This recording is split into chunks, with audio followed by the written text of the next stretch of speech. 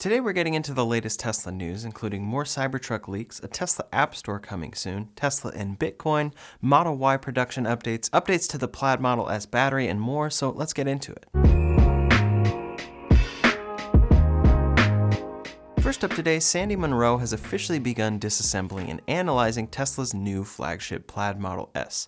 Overall, they are finding a lot of innovations, so much so that many wonder why Tesla didn't change the exterior design of the Model S more to truly differentiate it from the old design. The battery pack in the new Model S is completely redesigned, in particular, redesigned to handle heat better than any previous generation of this car. There's a full analysis of these battery improvements available on Inside EVs, but other improvements have been described by Sandy Munro's team as a packaging symphony. With all the innovation that is packaged together in incredibly smart ways in this car, Sandy says that it's a completely new generation of vehicle, pointing out the ways that the engineering is beyond that of any car manufacturer. These type of advancements are what many people miss when looking at Tesla and only focusing on simple interior or certain fit and finish issues. Underneath the car hood, so to speak, Tesla is innovating in some incredible ways, and Sandy Munro is noticing. Elon Musk has mentioned this before, saying, quote, "Manufacturing will be Tesla's long-term competitive strength," and we see this playing out in many different ways. We see it here, and then for the new Model Y with structural battery pack, Tesla is also introducing their new large front and rear castings. Some new photos of the large Model Y front casting were posted on Twitter, showcasing this manufacturing innovation Tesla should be shipping on vehicles in the coming months. This is one of the first obvious areas, after being pushed to make truly compelling electric vehicles, that other auto manufacturers are taking from Tesla.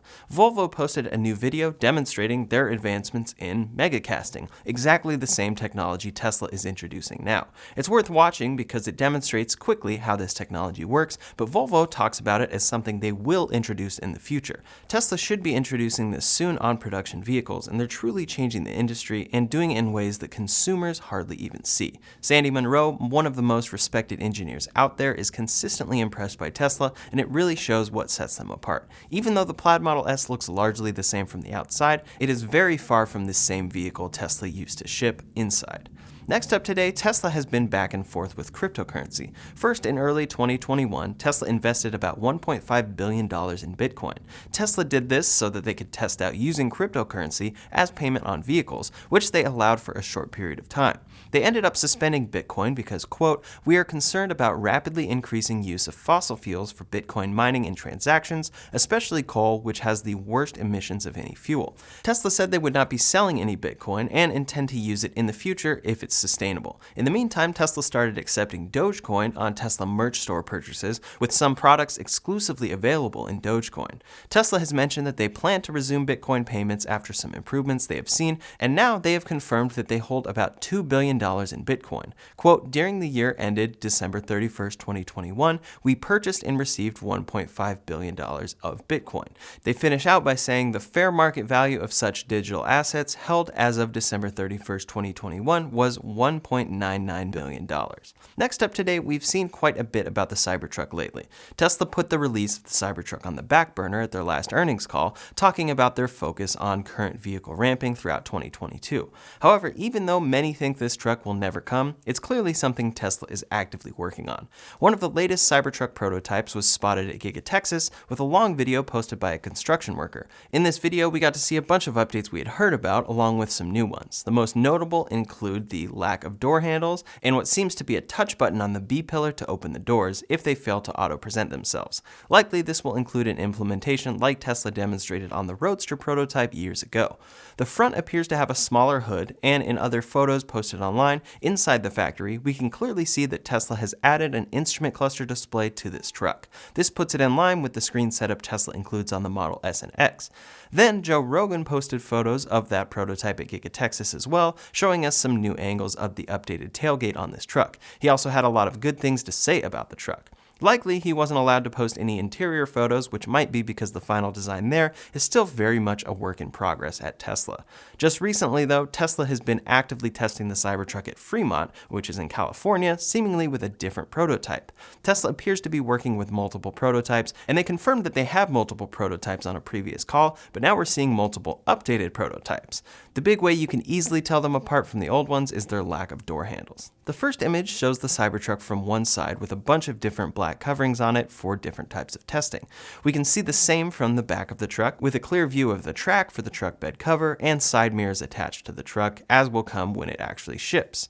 This angle gives us a clearer view of the black truck bed that could be a cover over the stainless steel bed or a change from the original design Tesla showed. We can also get a clear view of the door without a handle open on the side of the Cybertruck. This angle makes the hood look quite large, but the last angle shows an overhead view of the truck that showcases its wild shape, the gigantic windshield, truck bed, and relatively small hood. It's unclear exactly what testing is going on here, but it's clear that Tesla is actively working on this truck. Production might be delayed, but when production begins, it will be a much improved version of what Tesla announced at their announcement event. It just remains to be seen what the real-world range ends up being and how Tesla prices the Cybertruck for release. We know that they'll be adding features we've seen in prototypes, as well as four-wheel steering and quad motors, so those additions could bring the price up quite a bit. Next up today, there are new rumors from multiple sources that since May of 2021, Tesla has been actively working on an app store for their vehicles. Currently, Teslas include one of the most sophisticated infotainment systems out there.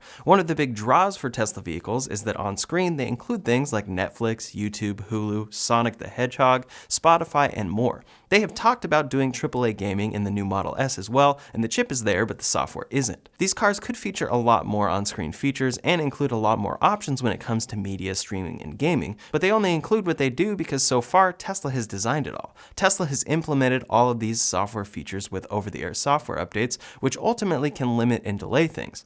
Apple announced the App Store on the iPhone around 14 years ago, and it changed everything. It allowed developers to make their apps for iPhones, have them approved and available to all iPhone users. This has completely defined the current era of smartphones, and Tesla could soon be doing the same. According to the rumors, Tesla has been working on this App Store since they introduced version 11 on the refreshed Model S and X, and plans to launch it before the new Cybertruck releases. The launch date isn't firm, but the possibilities and potential for this store are huge. For one, an App Store would allow people like Spotify to make their own Tesla app with their own search, which would greatly improve the current experience in Tesla's vehicles. Apple could make their own Apple Music app if they choose, instead of customers needing to wait for Tesla to partner with Apple on that integration, which seems unlikely.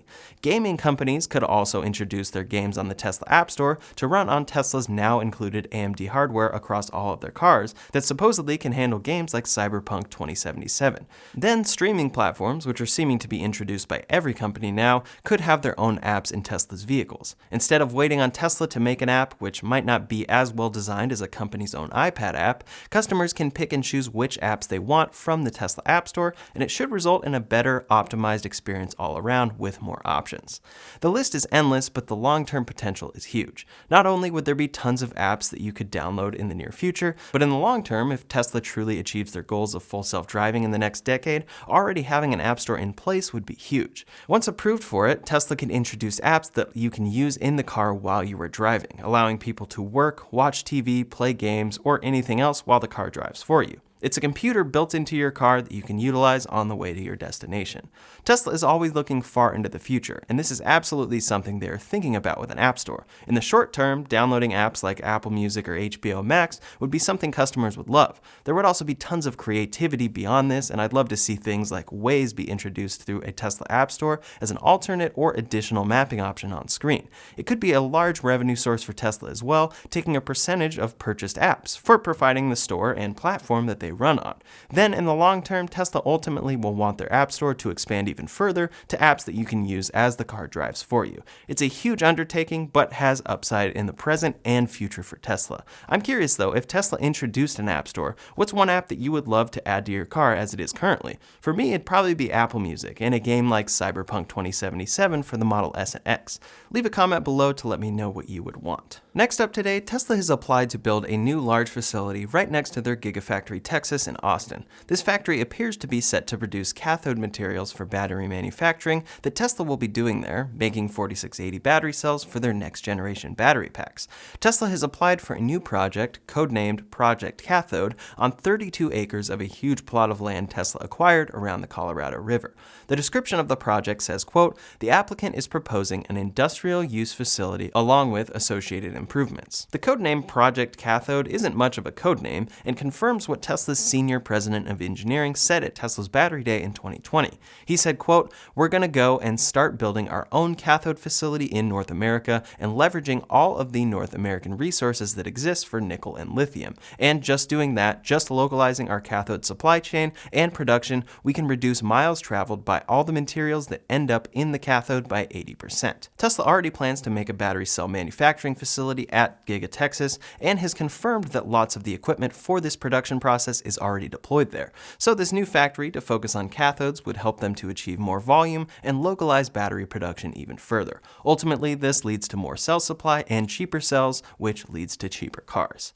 Next up today, regarding Tesla's future with sales and revenue, Adam Jonas released a new note detailing what they expect at Morgan Stanley. He said, quote, "Most auto investors we speak with still struggle with the idea that Tesla could ever be bigger than either GM or Ford. We expect Tesla revenues to be larger than GM and Ford combined by 2027. The zero-sum game is hard to see today, should become obvious over the next 24 months. There are a lot of estimates and takeaways in this report, but it's further validation and understanding of what Tesla is up to. They sold 499,550 vehicles in 2020, and then followed that up by selling 936,172 vehicles in 2021.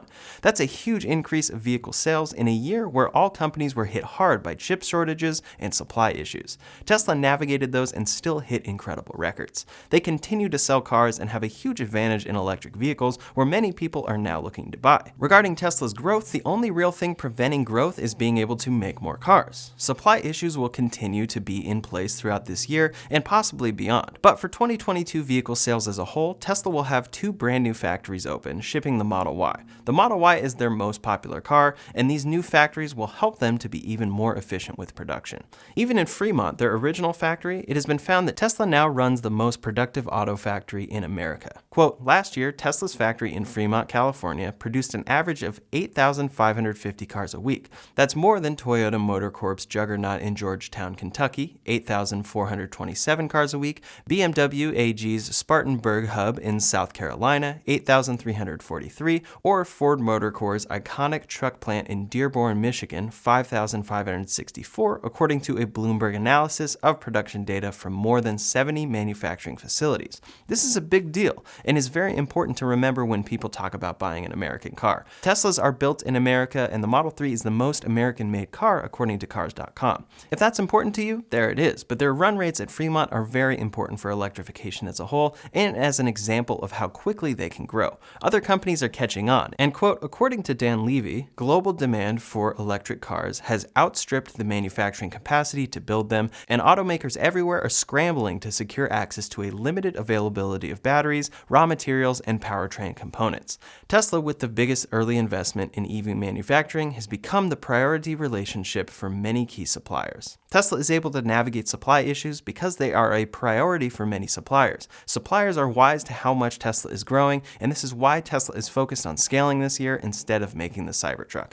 It's unfortunate as a fan who wants to see a great electric truck from Tesla, but for their mission and their growth as a company, this makes the most sense. Many think that once Ford makes a compelling electric vehicle, Tesla will disappear, but it's becoming clear that it's much more than that. Manufacturing is huge, and a recent quote from Ford's CEO Jim Farley said, quote, "We are well on our way to achieve at least a 40% mix of BEVs by 2030 with strong margins and equal to our higher market share in the key high-profit, high-volume segment we compete. For example, the F-150 Lightning, if we had full production today to meet our current demand, we would rival the Model Y as the leading BEV nameplate in the US market." Essentially, if Ford could make electric cars, they could sell as many as Tesla. That's a great theory, but it doesn't matter until they actually can produce as many electric cars as Tesla does now, and the clock keeps ticking, with Tesla expanding production and factories each quarter. I'm rooting for every company, but we need to be realistic. Last up today, Tesla continues to expand their app, this time with a new Details tab at the bottom of your vehicle option.